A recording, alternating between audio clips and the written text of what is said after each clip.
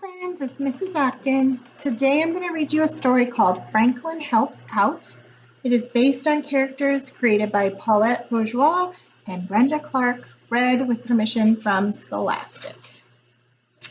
Franklin could count by twos and tie his shoes. He liked to help Mr. Owl in the classroom, and he always lent a hand to friends and neighbors. But one day, Franklin was a little too helpful. Franklin's class was going on a nature hike. Mr. Owl asked everyone to bring something for the school nature display. He reminded the students to leave living things in the woods where they belonged.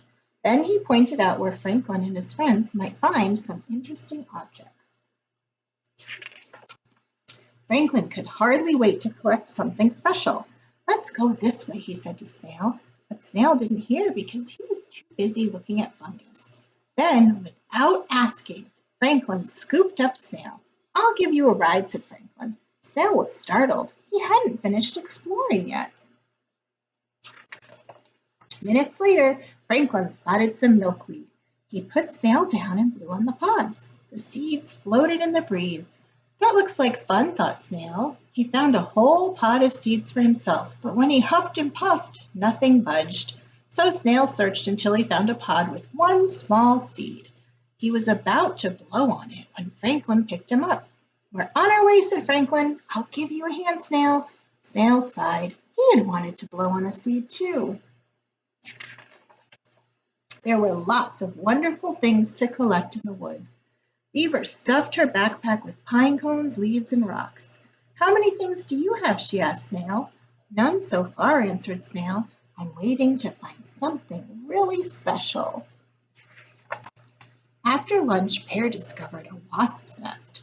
"Wasps sting if you bother them," warned Beaver, but Bear insisted the nest was empty. Franklin set Snail down near a log and took a closer look. Then he heard a buzzing sound. "Oh no," he cried.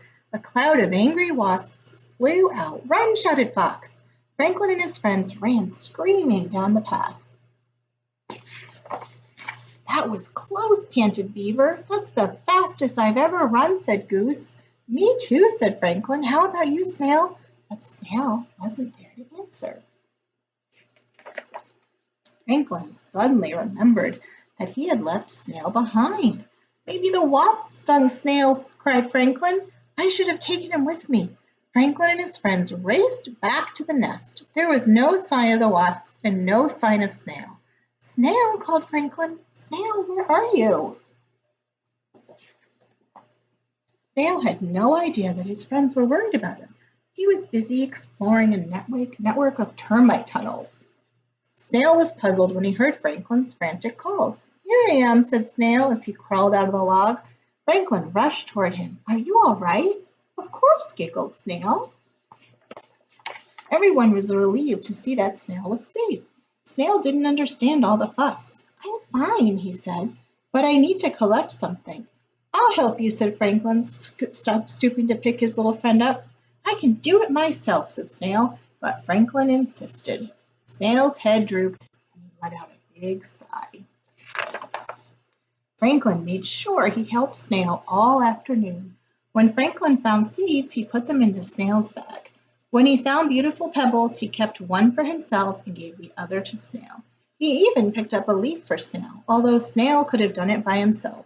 Franklin collected so many things that Snail could barely move. When it was almost time to go back to school, Snail still hadn't collected anything that he wanted. Franklin offered to find something else. Snail was annoyed. "I want to find my own special things," he said firmly. Then he set off alone. Franklin was hurt and puzzled. "I just wanted to help," he told his friends. "Snail is small and he doesn't move very fast." "But he's good at doing things for himself," said Beaver, "in his own way." Rabbit pointed to the cliff. Snail was climbing straight up the side. "I told you," said Beaver. "Wow," said Franklin. "It looks like Snail doesn't always need my help." Soon Snail slid down the cliff and showed his friends a sparkling quartz crystal. Everyone oohed and awed. "That's the best find yet," said Franklin. Snail smiled proudly. Just then Mr. Owl's whistle blew. Better hurry back, said Beaver. Franklin started to pick up Snail. Then he stopped. Can I give you a ride, Snail? He asked. Sure, said Snail cheerfully. I like getting help when I really need it. Franklin ran so fast that some pebbles and leaves fell out of his bag. Don't worry, said Snail. You can have one of my crystals. Thanks, said Franklin. Snail smiled. I'm glad I could help. So Franklin just wanted to help Snail, but Snail just kind of wanted to do stuff on his own. And then at the end, he helped Franklin. So sometimes maybe you feel like you want to try to do stuff on your own, and it's nice to be able to do that. I hope you guys enjoyed that story, and I'll talk to you soon. Bye.